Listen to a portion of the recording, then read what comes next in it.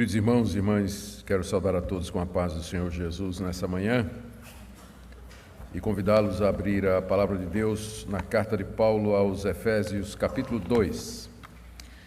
Damos as boas-vindas àqueles que nos visitam nessa manhã, também àqueles que nos acompanham pela transmissão ao vivo. Muito bem, gente. Efésios, capítulo 2, versos de 1 a 3. Ouçamos a leitura. Ele vos deu vida, estando vós mortos nos vossos delitos e pecados, nos quais andastes outrora, segundo o curso desse mundo, segundo o príncipe da potestade do ar, do espírito que agora atua nos filhos da desobediência, entre os quais também todos nós andamos outrora, segundo as inclinações da nossa carne, fazendo a vontade da carne e dos pensamentos, e éramos, por natureza, filhos da ira, como também os demais. Até aqui a leitura da palavra de Deus. Oremos, queridos, pedindo a iluminação do Senhor. Pai amado, diante da Tua palavra, nós reconhecemos a necessidade que temos de iluminação para entendê-la salvadoramente. Nós queremos pedir que não somente nos ajudes a perceber o significado daquilo que Paulo escreveu aqui, mas também a aplicação dessas verdades à nossa vida hoje. Eu oro em particular por aqueles irmãos e irmãs que aqui estão nessa manhã e que, de alguma forma, estão influenciados por conceitos errados a respeito de si mesmos e da humanidade em geral e do estado em que as pessoas se encontram diante de Deus. Nós pedimos que hoje pela manhã Tu nos esclareças para que vejamos a nossa real situação diante de Ti, na clareza que Paulo expõe esse assunto aqui. Ouve, ó Deus, a nossa oração, nós pedimos em nome do Senhor Jesus. Amém. Queridos, vamos fazer um resumo do que nós vimos no capítulo 1, para a gente entender o que é que Paulo está fazendo aqui no início do capítulo 2. Por que isso é importante? Porque a Bíblia, a revelação de Deus, ela nos foi dada na forma de literatura, na forma de livros, que foram escritos numa sequência, seguindo um pensamento lógico. Então, você querer ler ou entender a Bíblia usando uma caixinha de promessas, que é aquela caixinha de plástico cheia de versículos que antigamente as pessoas tinham em casa, né? De manhã elas liam aquele versículo e aquilo era a palavra de Deus para o dia, geralmente o versículo fora de contexto. O mais conhecido era aquele: um a outro ajudou e ao seu companheiro disse, esforça-te. Quando você vai ler lá em Isaías, é um idólatra dizendo por outro, né? Te esforça, vamos fazer um ídolo. A gente tem que ler a Bíblia em contexto. Porque é a mesma coisa você querer abrir um livro de matemática e entender uma fórmula que está no meio do livro de matemática, sem antes você ler todas as explicações, os pressupostos e o raciocínio que leva à elucidação daquela fórmula. Então, por isso que é sempre bom a gente analisar o contexto, lembrar da sequência, para que a gente possa ter uma boa compreensão da palavra de Deus. Senão a gente vai cair naquela falácia exegética tão conhecida: texto fora de contexto é pretexto. Nós não queremos isso.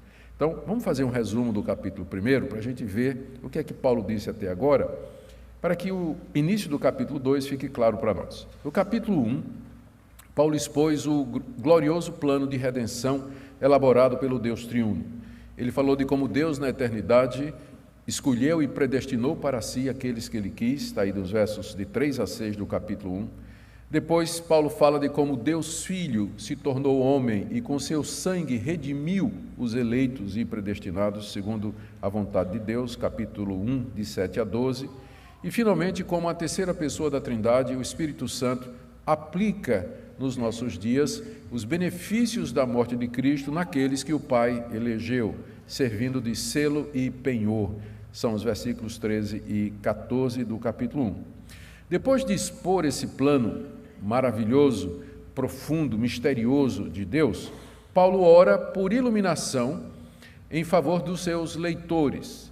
Ele ora para que os efésios pudessem compreender a esperança desse chamado, está aí nos versos 15 a 18, em seguida a riqueza da glória da herança deles, o que é que Deus tinha preparado para eles, verso 18, e a suprema grandeza do poder de Deus que está agindo na vida deles para conseguir tudo isso, para operacionalizar tudo isso, que é o verso 19. E ao falar da suprema grandeza do poder de Deus, o apóstolo Paulo faz uma digressão para mostrar esse poder, para mostrar a magnitude desse poder operando na vida de Jesus Cristo. Ele diz que esse mesmo poder que age nos eleitos, dando a eles todos os benefícios de Cristo Jesus, que Cristo conseguiu na cruz do Calvário, é da mesma ordem do poder que Deus exerceu em Jesus Cristo quando o tirou de entre os mortos. Ele fala que esse poder está presente na ressurreição de Cristo, verso 20, na glorificação de Cristo, ainda verso 20, na sua exaltação, verso 21, no seu senhorio, verso 21, e no fato dele ser o cabeça de todas as coisas e ser o cabeça da igreja, versos 22 e 23. Agora, para destacar ainda mais a grandeza desse poder que atua em nós para a salvação, Paulo descreve o estado em que os efésios estavam quando Deus atuou neles, quando Deus operou neles. E o estado que Paulo descreve aqui é um estado de total desesperança, total inabilidade e total impotência. Ele se refere aos efésios como estando mortos, como sendo escravos e destinados à ira de Deus. É contra essa descrição sombria do estado espiritual dos efésios que Paulo joga em relevo o poder de Deus. O poder de Deus se verifica grande por conta da grandeza da tarefa necessária, da dificuldade envolvida. A salvação de um pecador exige tanto poder quanto a ressurreição de um morto. Em linhas gerais, é isso que Paulo vai dizer aqui. Para que você seja salvo, o poder necessário para isso é o poder equivalente à ressurreição de um morto. É o mesmo poder que agiu em Jesus, tirando dentre os mortos, e é o mesmo poder que age em nós hoje. Então, agora, hoje pela manhã, eu quero focar nesses 3 versículos, onde nós temos 5 descrições ou 5 pontos que o apóstolo Paulo traz aqui para descrever esse estado espiritual. Então, nós vamos começar lembrando que essa expressão, ele vos deu vida, ela não está no original grego, ela não está. Por quê? Na verdade, o original grego começa assim: vocês estavam mortos, estando vocês mortos nos delitos e pecados, aí Paulo iria acrescentar, ele vos deu vida. Mas aí ele sentiu a necessidade de elaborar isso. O que é que significa estar morto em ofensas e pecados? Aí ele começou a dizer, andar segundo o mundo, estar debaixo do poder do diabo, ser filho da desobediência, e aí ele só volta ao assunto no verso 5, está vendo aí? E estando nós mortos em nossos delitos, no verso 5 ele retoma o assunto do verso 1. E aí ele diz, nos deu vida juntamente com Cristo. Como fica muito estranho, os nossos tradutores pegaram, nos deu vida do verso 5 e empurraram no início do verso 1 para poder fazer sentido. Ele nos deu vida, estando nós mortos nos vossos delitos e pecados. Isso é muito importante, mas, num certo sentido, quebra a força do que Paulo está dizendo aqui, porque ele não está começando assim dizendo, ele nos deu vida, ele está começando dizendo, vocês estavam mortos, mortos por isso, por isso, por isso, por isso, e nessa condição de morte, ele vos deu vida. Só no verso 5 é que aparece, ele vos deu vida. Então, é realmente uma descrição tenebrosa, terrível do estado em que o homem se encontra. E que Paulo descreve a partir, então, de 5 pontos que ele coloca aqui.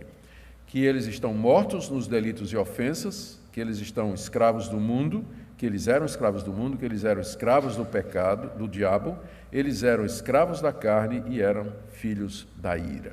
Vamos ver cada um desses pontos, na expectativa de entendermos melhor a que o pecado reduziu a raça humana e por que nós precisamos do Evangelho e de um poder tão extraordinário para nos livrar dessa situação em que nós nos encontramos. Então, morte nos delitos e pecados, verso 1. Estando vós mortos nos vossos delitos e pecados. Mortos aqui significa morto mesmo. E uma das coisas que eu não... trabalho pastoral inclui muitas coisas. Uma delas é fazer cerimônia fúnebre. E não é uma parte muito agradável, especialmente quando a gente vai celebrar o culto fúnebre de uma pessoa que nós conhecemos em vida e com quem nos relacionamos em vida. É muito estranho ver aquela pessoa que estávamos acostumados a vê-la sorrindo, brincando, falando, andando, de repente está deitada ali naquele caixão completamente imóvel. E uma coisa que me incomoda muito é aqueles 2 chumacinhos de algodão no nariz, né? Eu tenho vontade de tirar para dizer assim, deixa respirar. Mas a pessoa não respira mais, não respira mais. A pessoa não vai ouvir o choro da esposa, que fica para trás, saudosa, não vai sentir as lágrimas dos filhos que caem sobre o seu rosto, não vai sentir o perfume da sua esposa, não vai ouvir as palavras de tristeza e de saudade que os amigos estão dizendo. Ele está morto, ele não vai reagir a absolutamente nada, absolutamente nada. É isso que morte significa. A pessoa não reage a absolutamente nada. Ao dizer isso, o apóstolo Paulo está dizendo que a situação do homem sem Cristo é como se ele estivesse morto em relação a Deus. Ainda que Deus lhe aparecesse, ele não veria. Se Deus o tocasse, ele não sentiria. Se Deus falasse, ele não ouviria. Ele não perceberia absolutamente nada de Deus, porque ele está morto espiritualmente, embora vivo biologicamente, vivo na vida normal, mas com relação a Deus, ele está completamente insensível, completamente morto. Veja, Paulo não está descrevendo aqui a situação de alguém que está num leito de hospital. No leito de hospital, numa situação grave, você reclama, você chora, você geme. Não, o quadro aqui é de necrotério. Você está lá estendido sobre aquela pedra fria, o cadáver. Não chora, não reclama, não diz nada, não geme, você está morto. É essa a situação. Se Deus não lhe der vida primeiro, você não pode crer, você não pode se arrepender, você não pode entender o Evangelho, você não pode querer ser salvo, você não pode mudar de vida. Deus tem que lhe dar vida primeiro para que você possa reagir, porque o seu estado natural diante de Deus é esse de morte, é esse estado de morte. A causa da morte, Paulo nos diz aqui, são os nossos delitos e pecados. Estando vós mortos nos vossos delitos e pecados. Aqui, delitos e pecados são praticamente sinônimos, embora a palavra delito, ela pressupõe que há uma lei que foi quebrada. Então, nós somos delinquentes. Delinquentes porque cometemos delitos, quebramos a lei de Deus. Talvez Paulo tenha em mente aqui os judeus que receberam a lei de Deus. E pecado é aquilo que a gente faz em rebelião a Deus, sem necessariamente implicar que há uma lei sendo conscientemente quebrada. É o estado de rebelião do homem contra Deus que propriamente define mais o estado dos gentios. Então, delitos e pecados se resumem numa coisa: a desobediência a Deus, a hostilidade contra Deus, o descaso contra Deus, a inimizade contra Deus. E é isso que nos torna mortos diante de Deus. Os pecados e delitos cometidos pelos nossos primeiros pais, Adão e Eva, que foram transmitidos quanto a seus efeitos por geração ordinária aos seus descendentes, até nos alcançar, e nós fazemos exatamente o que os nossos primeiros pais fizeram, cometemos delitos e pecados. O resultado é a morte espiritual da humanidade. A humanidade está morta diante de Deus, no que diz respeito a conhecer a Deus, perceber a Deus, reagir a Deus, ou se preparar para receber alguma coisa da parte de Deus. Essa figura que Paulo usa aqui representa a mais completa impossibilidade do ser humano reagir a qualquer ação de Deus. Deus pode chamar, Deus pode gritar, Deus pode bater na porta, eis que estou à porta e bato, Deus pode fazer o que fizer, mas o homem não vai reagir, a menos que Deus primeiro o ressuscite. A menos que Deus primeiro lhe dê vida, o regenere, e aí sim, vivo, o homem pode reagir, crer, se arrepender, se converter, mudar os seus caminhos, resolver seguir Jesus. Mas antes disso, antes de que o Espírito de Deus venha e soberanamente, irresistivelmente faça essa obra de vivificação, o homem está na mais completa morte, impotência e insensibilidade diante de Deus. Como se não bastasse isso, no verso 2, o apóstolo Paulo diz que eles também eram escravos do mundo. Delitos e pecados, final do verso 1, nos quais andastes outrora, segundo o curso desse mundo. Mundo aqui é o sistema de valores da humanidade sem Deus. Não é o mundo belo que nós conhecemos, a natureza, embora esse termo possa ser usado, e é usado no Novo Testamento com frequência para se referir às coisas criadas por Deus. Deus criou o mundo. Mas aqui, no caso, mundo se refere, e é um uso também muito comum dessa palavra, se refere àquilo que os homens sem Deus praticam, vivem, creem, é a cultura caída do homem, é a vida pecaminosa do homem, a maneira como ele se diverte, a maneira como ele ganha dinheiro, a maneira como ele vive. Paulo está dizendo que os efésios, antes de serem alcançados pela vida que há em Cristo Jesus, eles andavam de acordo com esse mundo, estavam confortavelmente vivendo com as outras pessoas, se sentiam bem nesse mundo, faziam parte desse mundo sem Deus, estavam em harmonia com seus valores, com a imoralidade, com a cegueira, com a idolatria, e de fato, nós vamos encontrar aqui na carta aos Efésios, mais duas descrições que Paulo faz do estado em que eles viviam e que revelam uma situação aterradora de uma vida completamente alheia a Deus, voltada para a satisfação dos seus desejos. É isso que o mundo é. E as pessoas que não têm Cristo, elas andam segundo o mundo. Elas vivem escravizadas à maneira de viver, maneira de pensar, a maneira de ver a realidade. Há um sistema que aprisiona e condiciona o nosso viver. E isso é o que a Bíblia chama de mundo. E nós estamos escravos dele, nós andamos segundo o mundo. Terceiro lugar, Paulo diz, ainda no verso 2, que além de andarmos segundo o mundo, estamos mortos, andamos segundo o mundo, além disso, nós também somos escravos do diabo. Metade do verso 2. Andastes segundo o príncipe da potestade do ar, do espírito que agora atua nos filhos da desobediência. O príncipe das potestades do ar é uma referência ao diabo. Ele é chamado assim pelos seguintes motivos. Potestades significa poderes. A dificuldade é interpretar a qualificação poderes do ar. Talvez a explicação melhor para o que Paulo está dizendo aqui é que Satanás é o príncipe ou é o comandante dos poderes demoníacos que infestam toda a humanidade. Ar é aquilo que nos cerca. Na cosmologia judaica, o espaço entre nós e Deus era dividido em 3 andares. Havia as regiões mais inferiores, que seria a atmosfera, e lá no topo havia o terceiro céu, que é o paraíso, e onde Paulo foi arrebatado, segundo a experiência que ele teve em 2 Coríntios, capítulo 12. Era o lugar mais alto. O ar aqui é a região mais baixa, a nossa atmosfera, que Paulo diz está saturada de demônios. Eles estão em todo lugar. Talvez uma referência ao fato, talvez o pensamento aqui seja uma referência lá, tanto a Isaías quanto a Ezequiel, que aparentemente falam de uma queda de Satanás do céu. E como o próprio Senhor Jesus Cristo disse, eu vi Satanás cair do céu. E também lá no livro de Apocalipse diz que Miguel, na sua batalha com o dragão, precipitou Satanás para a terra.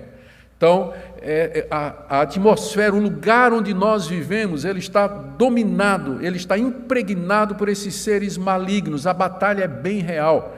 Paulo vai descrever essa batalha mais adiante no capítulo 6, quando ele diz no verso 12, a nossa luta não é contra o sangue e a carne, mas contra os principados e potestades, contra os dominadores desse mundo tenebroso, contra as forças espirituais do mal nas regiões celestes, que seria exatamente esse espaço invisível que nos cerca e onde esses demônios estão presentes. Satanás é o príncipe deles, é o príncipe desse mundo. Ele é o príncipe desse mundo, é o Deus desse século. E o que é que ele faz? Paulo diz aqui no verso 2 que ele, esse príncipe da potestade do ar, ele é um espírito, porque o diabo ele não tem corpo, ele é um anjo caído, anjos não têm corpos. Ele é um espírito, ele e os que estão com ele, que agora atua nos filhos da desobediência. Essa palavra atuar é a mesma palavra que aparece aqui no capítulo 1, no verso 5, no capítulo 1, verso 19, quando Paulo diz assim: qual a suprema grandeza do seu poder para com os que cremos, segundo a eficácia da força do seu poder. Então, a mesma palavra que Paulo usa para falar da eficácia, ação eficaz do Espírito Santo em nós, é a mesma palavra que ele usa aqui para dizer que o diabo eficazmente atua nos filhos da desobediência. Ou seja, na mesma proporção em que o Espírito de Deus atua no crente, o príncipe da potestade do ar e os demônios atuam nos filhos da desobediência. Mesma palavra que é usada aqui. Aqui tem razão Lutero quando ele diz que não tem neutralidade. O homem é uma besta, ou montado por Deus ou pelo diabo. Você está debaixo de um desses dois poderes. Um desses dois poderes está atuando na sua vida. Ou o Espírito Santo, no poder de Jesus Cristo, ou o príncipe das potestades aéreas, dos poderes invisíveis que nos cercam, inimigos de Deus, estão atuando. O que significa essa atuação? A Bíblia descreve de várias maneiras. Os demônios, eles cegam as pessoas para que elas não compreendam o Evangelho. Jesus, uma vez, numa parábola, ele se referiu a isso, dizendo que a palavra de Deus, às vezes, é jogada como uma semente e cai em corações como sementes caem à beira do caminho. E vêm as aves do céu e comem. E Jesus explicou, muitos, quando ouvem a palavra, o diabo vem e tira a palavra, distrai a pessoa, ilude a pessoa. Ela ouve a palavra, mas a palavra não é eficaz, pela ação do príncipe da potestade do ar, atuando no seu coração, cegando, iludindo, oprimindo, enganando, mentindo. São muitas coisas, muitas estratégias que o príncipe das potestades aéreas usa para manter as pessoas longe de Deus e nesse estado de morte. É isso que ele quer, manter a humanidade nesse estado de morte e segundo o mundo do qual ele é o príncipe. Ele é o príncipe desse mundo. Então, é isso exatamente que esses poderes aéreos fazem. Eles estão ao nosso redor. Apesar dos exageros que nós encontramos no movimento neopentecostal, especialmente os exageros relacionados com o movimento de batalha espiritual, que grandemente destaca o poder do diabo, além daquilo que a Bíblia nos garante, entretanto, eles não deixam de ter alguma razão, porque às vezes nós vamos para o outro lado, e nós nos esquecemos da existência desses poderes, desses espíritos que atuam poderosamente, invisivelmente, sutilmente, mas eficazmente nos filhos da desobediência. Há uma guerra espiritual acontecendo. E às vezes, por conta dos exageros, a gente reage negando, não falando sobre isso, não nos apercebendo, quando a verdade seria, a gente deveria rejeitar o que está errado, mas concordar com aquilo que está certo. E de fato existe esse conflito, como Paulo aqui tão claramente diz, a humanidade está debaixo da atuação do príncipe das potestades do ar. Ele se refere aqui à humanidade como sendo os filhos da desobediência. Isso pode significar duas coisas. Primeiro, pessoas que por natureza estão acostumadas a desobedecer, que é uma boa descrição da humanidade. Por natureza nós desobedecemos, filhos da desobediência. Ou pode ser uma referência ao fato de que nós somos filhos do primeiro casal desobediente, que foi do primeiro casal que foi desobediente. Adão e Eva desobedeceram a Deus e nós somos filhos deles. Então nós somos filhos da desobediência ou filhos desobedientes. Quer seja uma referência ao pecado original, quer seja uma referência aos pecados atuais, o fato é que a humanidade é chamada aqui de filhos da desobediência. Está muito diferente daquilo que as pessoas gostam de pensar a respeito de si mesmas. Eu sou filho de Deus. Né? Eu sou filho de Deus. A gente vê muito na traseira do caminhão, de vez em quando, viajando aí, mundo afora, a gente vê o caminhoneiro bota feliz na traseira do caminhão. Eu não sou dono do mundo, mas sou filho do dono. Então, ele se acha filho de Deus. De repente até é mesmo, não é? Talvez seja um crente em Jesus Cristo e tudo mais. Mas pela frequência com que isso aparece, pela maneira como alguns dirigem, eu duvido que sejam crentes. Mas é o pensamento que todo mundo tem a seu respeito, né? Todo mundo gosta de pensar que é filho de Deus. Só que o quadro real que a Bíblia nos pinta sobre isso é de filhos desobedientes, filhos da desobediência, não filhos de Deus. E aqui está a causa, talvez, pela qual Satanás e esses demônios podem atuar na humanidade. A desobediência de Adão e Eva abriu a porta para que o espírito do erro, o espírito da morte, o espírito opressor, Satanás e os seus anjos, tivessem autoridade, permissão de Deus para agir na humanidade toda por conta da desobediência. Foi a desobediência que abriu a porta, como Paulo diz em Romanos 5, pela transgressão de um homem entrou o pecado no mundo, e com o pecado a morte. E é claro que por aquela porta que Adão abriu, quando ele abriu, não passou somente o pecado e a morte, mas esses seres espirituais que vieram para atuar nos filhos da desobediência. Mortos em ofensas e pecados, escravos do mundo e atuados pelo príncipe da potestade do ar. Em quarto lugar, verso 3, Paulo menciona uma outra escravidão, que é a escravidão da carne. Veja como ele muda aqui o discurso. Ele disse no verso 2 que os efésios andavam outrora segundo o curso desse mundo e segundo o príncipe da potestade do ar. Aí no início do verso 3, ele já diz, entre os quais também todos nós. Antes ele tinha dito vós, mas agora ele está dizendo nós. Temos que lembrar que Paulo está escrevendo para uma comunidade gentílica, Paulo sendo judeu. E essa questão judeu-gentil era muito aguda no primeiro século.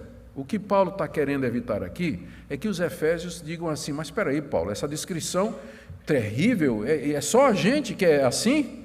Paulo diz, não, também nós, eu e os demais judeus, nós estávamos na mesma situação, não há diferença nesse sentido. Os judeus receberam a lei de Deus, mas eles quebraram essa lei, transgrediram essa lei, cometeram delitos, e eles estão mortos nas suas ofensas e pecados. Paulo não está tirando essa ideia da cabeça dele, ele está seguindo o que Jesus ensinou. Lembra quando Jesus se dirigiu aos fariseus e disse assim, fariseus, vocês são hipócritas, vocês são como sepulcros caiados, vocês parecem bonitos aos homens. Já foram visitar cemitérios em que a tumba ou a lápide é de granito, é de mármore, muito bem elaborado, com letras bonitas, cheio de flores e tudo mais, parece um lugar limpo, mas dentro está cheio de ossos de mortos, decompostos. Foi essa figura que Jesus usou para se descrever o fariseu. Ele parecia vivo, mas na verdade por dentro ele era uma sepultura cheia de ossos, mortos, de carne pútrida, decomposta. Essa é a situação. Então, para deixar claro que ele não está falando só dos gentios, aqui ele já se inclui. Em quem também nós judeus, todos nós andamos outrora. Antes de conhecer Jesus Cristo, tanto os judeus como os gentios estavam mortos em seus delitos e pecados, escravos do mundo e escravos do poder de Satanás que atua neles. Entre os quais todos nós andamos outrora, aí ele acrescenta, segundo as inclinações da nossa carne, fazendo a vontade da carne e dos pensamentos. Carne aqui é usada no sentido pejorativo, não é o tecido que recobre os nossos ossos, mas é uma expressão, é muito frequente o uso da palavra carne para descrever a nossa natureza pecaminosa, essa natureza que caracteriza os filhos da desobediência e a natureza de pessoas mortas. Por que é chamado de carne essa corrupção do nosso coração? Porque o principal anseio da natureza corrompida é atender os desejos carnais, os desejos que procedem de dentro de nós. Alguns deles lícitos, mas que se tornam pecaminosos quando nós queremos satisfazê-los da maneira errada. Como, por exemplo, o desejo sexual. É um desejo lícito, porque foi Deus que nos criou assim. Macho e fêmea os criou. Gênesis 1 e Gênesis 2. Está dizendo com clareza. Só que Deus disse muito claramente como é que o desejo sexual ele deve ser satisfeito. O casamento é o âmbito em que o impulso sexual pode ser legitimamente satisfeito. Fora disso, a Bíblia usa termos como fornicação, prostituição, adultério e uma lista de outros nomes. Então, o desejo sexual em si, ele é bom. O problema é quando você vai querer satisfazê-lo da maneira errada, no tempo errado, com a pessoa errada. Então, é isso que nós chamamos de carne, o desejo de você atender os desejos naturais do seu corpo, sem levar em consideração o que Deus diz a respeito deles. E as pessoas vivem para isso, não vivem? Elas vivem exatamente para isso. O que é que o homem moderno faz hoje? Ele quer fazer dinheiro, ele quer fazer guerra e ele quer fazer sexo. É a mesma coisa dos homens de 2000 anos atrás. A diferença é que hoje eles fazem isso pela internet. Mas é a mesma coisa, mesma coisa. É isso que Paulo chama aqui de carne. E, metade do verso 3, andamos segundo as inclinações da nossa carne. A carne inclina a pessoa, inclina o arbítrio. É por isso que a gente fala que não tem livre arbítrio, porque o arbítrio é inclinado para os desejos da carne. Há essa inclinação no coração. Teríamos livre-arbítrio se o nosso coração fosse livre. Ele pudesse ir livremente em qualquer direção, mas ele não é. Ele é um coração que, debaixo de todas essas condições aqui. Então, a carne tem uma inclinação. E essa inclinação que as pessoas seguem essa inclinação, fazendo a vontade da carne e dos pensamentos que caracteriza a nossa sociedade. É só você pegar a revista Caras, né? Ou Eles e Elas, acho que nem tem mais isso aí. Ou, era da minha época, vai escutar, vai ver os shows aí de celebridades, ou ver os filmes de Hollywood e as séries e tudo mais, tem umas até razoáveis. Vai ver isso aí, você vai ver que o tema sempre é esse. Pessoas em busca da sua felicidade, pessoas em busca de satisfazer os seus prazeres, e para isso elas fazem o que tiver de fazer. Mulheres são abandonadas por maridos que simplesmente descartaram essas mulheres porque não se sentem mais felizes no casamento. A mulher não satisfaz mais. Larga e vai arrumar outra. Troca uma de 50 por duas de 25, como o pessoal diz, não é? Faz exatamente isso. É uma sociedade voltada para si, egoísta, consumista, voltada para o prazer, para o hedonismo, que é o nome que se dá a isso. Viver para o prazer. É isso que Paulo está descrevendo aqui. Essa é a agenda do homem sem Deus. Ele vive segundo a inclinação da sua carne para satisfazer a vontade da carne e dos pensamentos. Deus passa longe do pensamento dele. Ele não está nem aí para querer saber o que é que Deus quer, como é que eu faço para agradar a Deus, como é que eu posso servir a Deus e tudo mais. Quinta coisa que Paulo diz. Primeiro, estão mortos. Segundo, escravos do mundo. Terceiro, escravos do diabo. Quarto, escravos da carne. E agora, quinto, filhos da ira. Final do verso 3. E éramos, por natureza, filhos da ira, como também os demais. E éramos nós, judeus, filhos da ira, como também os demais homens, os gentios. Tanto judeus como gentios, por natureza, são filhos da ira. Filhos da ira não é difícil de entender, se você lembrar que antes Paulo usou o termo filhos da desobediência. Como a desobediência do homem provoca a santidade de Deus e a sua justiça, a reação justa de Deus à desobediência é a sua ira. A ira de Deus não pode ser confundida com a raiva humana. Deus não se ira como nós ficamos irados. Geralmente a nossa ira é egoísta, ela é centrada em nós e ela vem de alguma frustração nossa. A ira de Deus é a reação santa do seu caráter justo, que tem que punir o pecador e tem que punir o pecador e não inocentar o culpado. Então, a natureza de Deus reage à desobediência.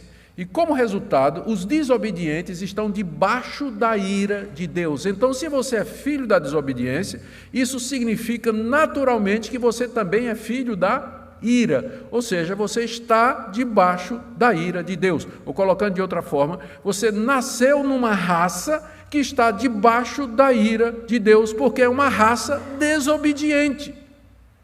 E ele diz, por natureza. E aqui é uma referência clara ao pecado original. Nós nascemos assim.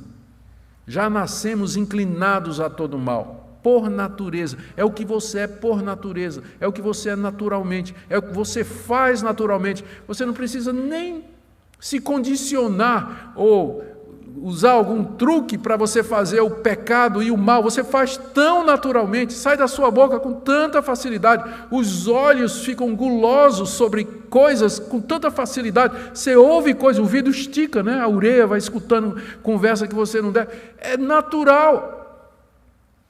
Porque nós somos, por natureza, filhos da desobediência e, como tal, filhos da ira. Essa é a descrição que Paulo faz, iniciando o capítulo 2, para dizer por que é necessário um poder semelhante ao poder que ressuscitou Jesus Cristo para salvar você. É porque sua situação é essa. Sua situação é essa. Com isso, o apóstolo Paulo, com essa descrição, ele coloca em relevo e destaque o poder de Deus na vida dos seus eleitos. Como é que Deus... O que foi necessário Deus fazer para nos trazer da morte para a vida? A resposta é: calcule a partir do estado em que você estava. Você estava morto, você era escravo, sua vontade era corrompida, a inclinação da carne, você vivia para isso, você é filho desobediente e você está debaixo da ira de Deus. Calcule o poder que é necessário para salvar você. Então, por isso essa descrição aqui. Segundo, Paulo quer mostrar a grandeza da graça de Deus, que Deus quis salvar pecadores de entre a humanidade, é sempre motivo de maravilha para nós. A graça de Deus em não nos abandonar e dizer, vão todos para o inferno mesmo, filhos desobedientes, que Ele quis salvar pecadores para a sua glória, do meio da humanidade perdida, sempre é motivo de maravilha para nós e de espanto, porque a gente diz assim, se eu fosse Deus, eu não tinha aguentado metade do que a humanidade fez com ele. Né? Já tinha aberto o inferno e sacudido todo mundo lá dentro. Ainda bem que nós não somos Deus. Não é? Ainda bem que nós não somos. Mas a paciência de Deus, a misericórdia, a Bíblia chama isso de longanimidade de Deus, em suportar a humanidade e ainda de entre ela, tirar pessoas para o louvor da sua glória mediante o Evangelho. E aí, Paulo também aqui está querendo enfatizar a necessidade de que Deus viesse em socorro da humanidade e que Deus interviesse. Note que o próximo verso que nós veremos no próximo domingo começa assim, mas Deus, que eu acho que são as duas palavrinhas mais importantes dessa passagem, porque elas assinalam a intervenção de Deus nesse quadro caótico e desesperador. Mas, ou seja, apesar de tudo isso, dos 3 versos, Deus fez alguma coisa. Deus fez alguma coisa. Eu quero terminar aqui com algumas implicações dessa descrição de Paulo para nós hoje. Essa descrição que ele nos dá aqui, ela impacta muito bem o debate que existe hoje entre os evangélicos sobre a questão do livre-arbítrio. São passagens como essas que nos levam a questionar a existência do livre-arbítrio, que o homem continua a ter arbítrio. Arbítrio é a capacidade de avaliar e de escolher. Isso aí ninguém nega. Nenhum reformado nega que o homem tem arbítrio. Nosso problema é com a expressão livre, porque livre significa um arbítrio que livremente, isento de influências externas e internas, pode decidir entre o bem e o mal. Diante dessa passagem, não tem como aceitar que o homem, por natureza, ele seja livre para renunciar a esse mundo, virar as costas para esse mundo, romper o domínio do diabo, sair da sua morte e dizer, eu quero Deus, eu quero Cristo, eu quero me converter. Essa passagem, ela coloca a questão do livre-arbítrio no seu devido lugar. Arbítrio nós temos, só que ele não é livre. Ele é sempre virado para o mal, inclinado para o mal, é presa à atuação do diabo, é o arbítrio de alguém que está morto em ofensas e pecados e que anda de acordo com o mundo. Essa passagem também ela é boa para um outro debate, porque com certeza, se você está acompanhando aqui, em vez de estar vendo aí o replay do jogo do Flamengo no seu celular, se você está me acompanhando aqui, você iria logo dizer o seguinte: pastor, mas essa descrição é terrível, ela não bate com o que eu vejo, porque eu conheço gente que não é crente, que é mais crente, quer dizer, que faz coisa melhor do que o cristão. Eu tenho um vizinho que é ateu, o cara contribui para hospital, ele construiu uma creche, ele dá sopão para os pobres, é uma pessoa boa, cuida bem dos seus filhos, pastor. Então essa descrição que o senhor está dando aqui não bate com aquilo que eu vejo na realidade.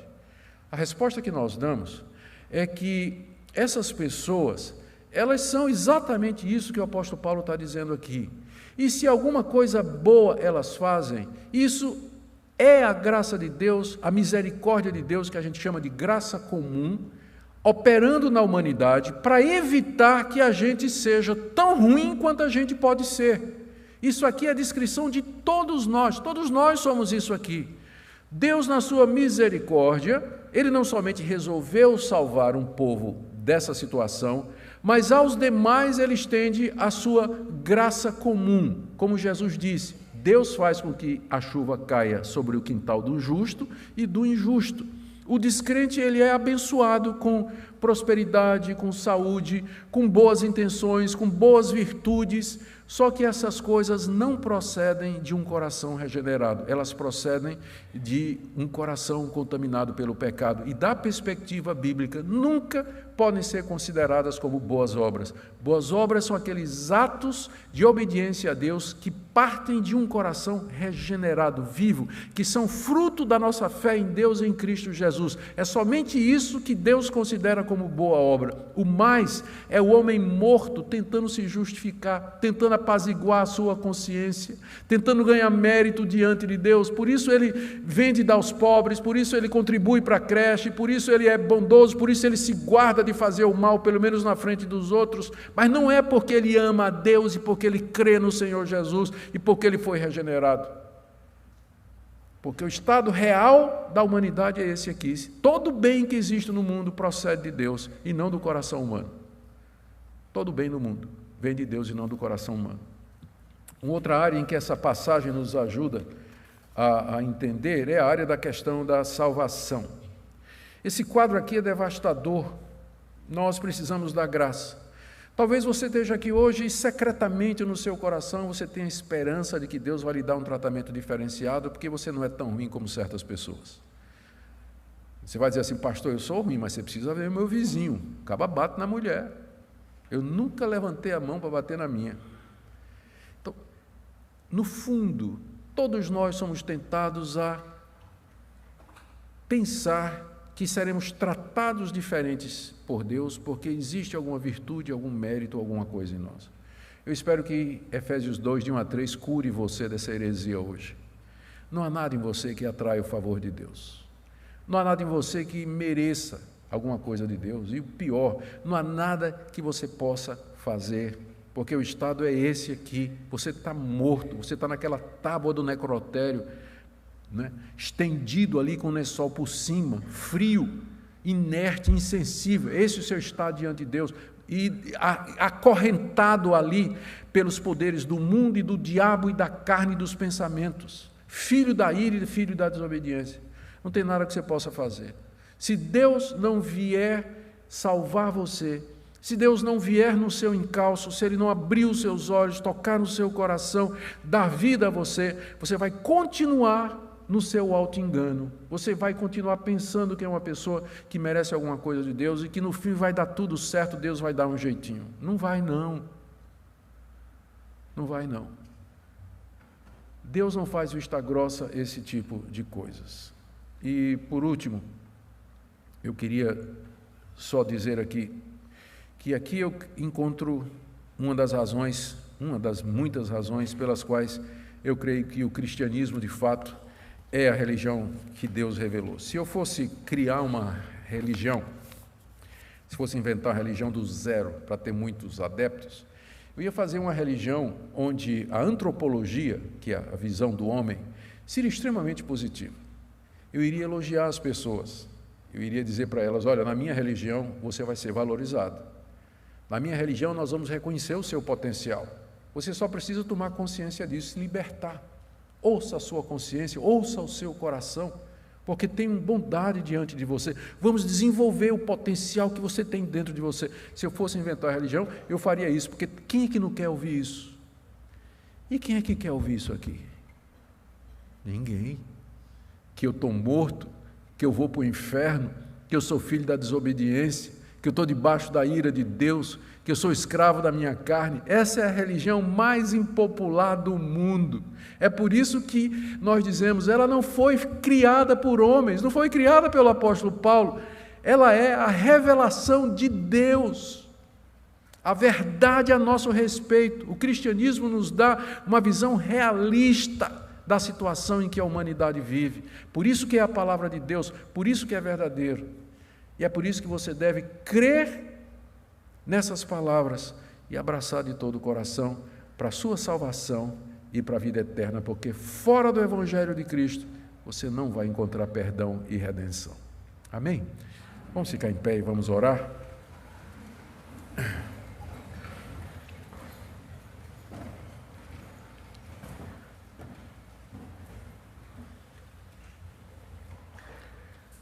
Ó Deus, nós pedimos que o Senhor tire do nosso coração qualquer auto-engano ou ilusão a respeito de nós mesmos. Que nós percebamos a nossa total dependência do Senhor, o poder do Senhor atuando em nós, a Tua graça e a Tua misericórdia. Se há alguém aqui, jovens que foram criados na igreja, nasceram no Evangelho, mas que nunca tiveram uma perspectiva real do seu estado diante de Deus, ó Deus, abre os olhos nesta manhã. Também por pessoas que frequentam igrejas, mas estão iludidas com relação ao seu estado diante do Senhor. Nós pedimos também que as escamas caiam dos olhos, que o véu seja tirado, e que essa visão de nós mesmos nos traga quebrantamento, humildade, arrependimento, pranto diante do Senhor. Porque nós sabemos que Tu não rejeitas o coração contrito e aflito. Por isso nós pedimos que o Senhor nos quebrante, que o Senhor nos humilhe diante do Senhor, mas também nos exalte e nos encha do Espírito Santo mediante Jesus Cristo. Abençoe essa igreja para que ande humildemente diante do Senhor. É o que nós te pedimos em nome de Jesus. Amém.